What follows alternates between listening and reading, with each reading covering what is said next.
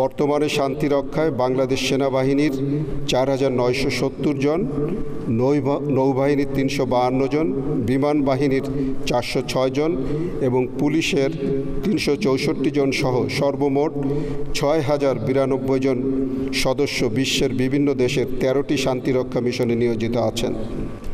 পুরুষ সদস্যদের পাশাপাশি এখন বাংলাদেশের নারীদের অগ্রণী ভূমিকা পালন করছে। এ পর্যন্ত বাংলাদেশের সশস্ত্র বাহিনী ও পুলিশ থেকে ৩,০৩৮ জন নারী শান্তিরক্ষী সফলভাবে শান্তিরক্ষা কার্যক্রমে অংশগ্রহণ করেছেন এবং এই মুহূর্তে ৪৯৩ জন নারী সদস্য শান্তিরক্ষী কাজে নিয়োজিত রয়েছেন। সম্মানিত সুধী, বিশ্ব শান্তি রক্ষায় আমাদের এই অর্জন আমাদের কঠোর প্রশিক্ষণ, পেশাদারিত্ব, শৃঙ্খলা, মানবাধিকারের প্রতি যত্নশীলতা এবং সর্বোপরি ব্যাপক গ্রহণযোগ্যতার প্রতিফলন।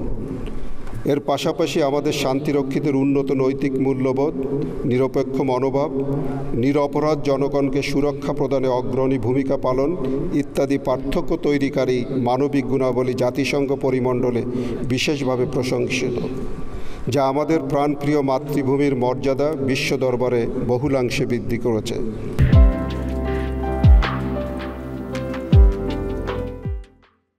এই বিশেষ অর্জনের জন্য আমাদেরকে অনেক ত্যাগও স্বীকার করতে হয়েছে। এ পর্যন্ত শান্তিরক্ষী হিসেবে দায়িত্ব পালনকালে আমাদের সেনাবাহিনীর ১৩১ জন, নৌবাহিনীর ৪ জন, বিমান বাহিনীর ৯ জন এবং পুলিশ বাহিনীর ২৪ জন সহ সর্বমোট ১৬৮ জন সদস্য নিজেদের জীবন উৎসর্গ করেছে এবং ২৬৬ জন গুরুতর আহত হয়েছেন।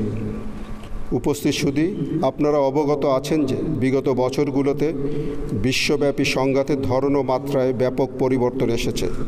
আমাদের শান্তিরক্ষীগণ নিজেদের জীবনের ঝুঁকি নিয়ে উন্নত প্রশিক্ষণ, সততা, দক্ষতা ও নিরপেক্ষতার প্রমাণ রেখে তাদের সকল চ্যালেঞ্জ মোকাবেলায় সদা প্রস্তুত।